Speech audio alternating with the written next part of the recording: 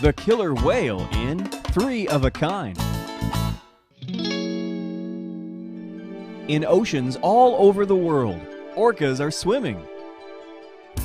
In the cold waters of the Pacific Northwest, a matrilineal pod of resident orcas is following the salmon run. Grandma heads up the pod. She makes all the decisions of where they should travel to feed and when they should do it. The family sticks together. Sons and daughters, brothers and sisters, 9 to 60 family members interact with one another their entire lives. While they're always on the move, this type of orca doesn't really migrate. Instead, they travel around foraging for food. Resident orcas primarily eat fish, and they love salmon in the summer. The orcas communicate with each other and work together to feed, herding the fish into a bait ball and then slapping and whacking the fish. As each orca eats around 3 to 4% of its body weight in food every day, that's a lot of fish. A full-grown adult male can weigh 8 tons. Meanwhile, in another part of the ocean, a second type of orca is stealthily swimming along the coast. They're called transient orcas. Feeding on warm-blooded animals, these predators travel in pods of 2 to 5 family members. They're on the hunt.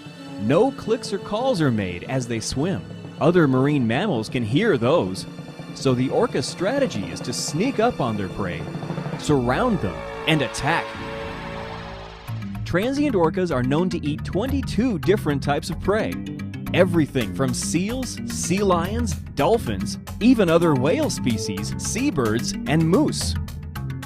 Once they've attacked, the rest of the prey group is onto them and head for safety. So the transient orcas move on, always on the lookout for the next prey group they'll find as they swim along the coast. Hundreds of miles from land, way out in the ocean, is a third, discrete group of orcas. These orcas stay near the continental shelf and are called offshore orcas. They swim in pods of 30 to 60 members and have their own set of vocalizations. There's not a lot known about these orcas as they were just discovered in the early 1990s.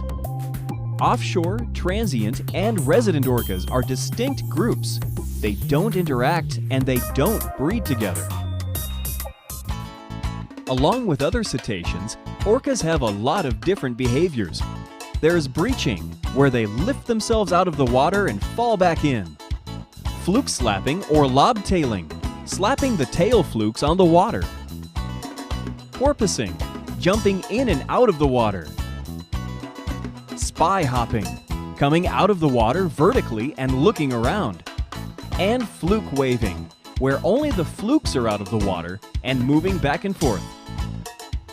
The orca is at the top of the marine food chain. The only things they have to worry about are humans.